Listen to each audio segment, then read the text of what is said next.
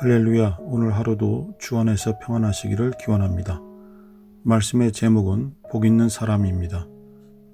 본문은 시편 1편입니다. 복 있는 사람은 악인의 꾀를 좇지 아니하며 죄인의 길에 서지 아니하며 오만한 자의 자리에 앉지 아니하고 오직 여호와의 율법을 즐거워하며 그 율법을 주야로 묵상하는 자로다.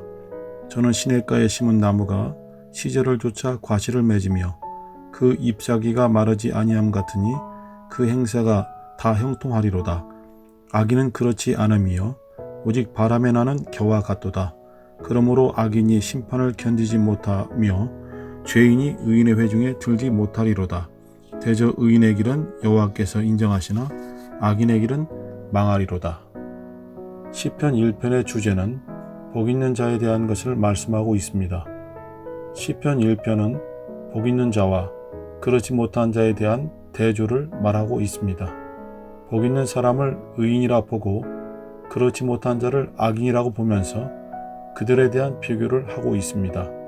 복 있는 사람은 시냇가에 심은 나무와 같고 악인은 바람에 나는 겨와 같다고 말씀하고 있습니다. 복 있는 사람은 시냇가에 심은 나무이며 시절을 쫓아 과실을 맺으며 그 잎사귀가 마르지 아니함 같고 그 행사가 다 형통하다고 말씀하고 있습니다.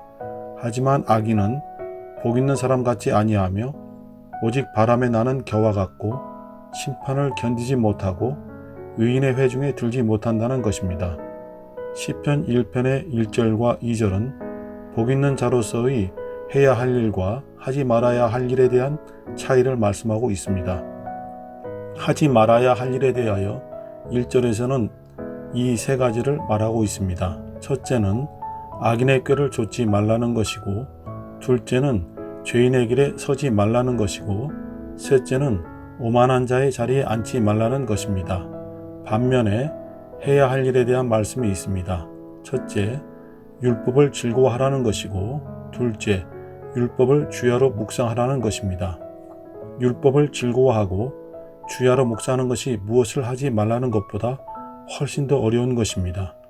말씀을 통해서 어떠한 복을 받게 되는 것일까요? 심령이 평안해지는 복을 받게 되고 모든 행사가 형통해지는 복을 받게 되며 삶에 대한 복을 받게 되는 것입니다. 하나님의 말씀은 생명력이 있기 때문에 말씀이 있는 곳에는 항상 생명이 살아있는 삶의 복을 누릴 수 있습니다. 성도 여러분, 하나님의 자녀된 우리들은 오직 하나님의 말씀을 즐거워하고 말씀을 묵상하는 것이 우리 삶의 기본이어야 합니다. 오늘 하루도 하나님의 말씀을 즐거워하시고 말씀을 묵상하며 말씀을 붙잡는 하루, 곧 말씀으로 인하여 형통한 하루가 되시기를 간절히 축복합니다. 기도하겠습니다. 만복의 근원이 되시며 사랑하는 자녀들에게 한량없는 복을 부어주시는 하나님 우리 아버지, 항상 베푸시는 은혜와 복을 인하여 진정한 감사를 드립니다. 연약한 우리들에게 하루를 살아가는데 필요한 것이 많이 있지만 무엇보다도 우리 심령에 생명을 공급해 주시는 말씀으로 채우셔서 오늘도 말씀을 붙잡는 하루가 되게 하여 주옵소서.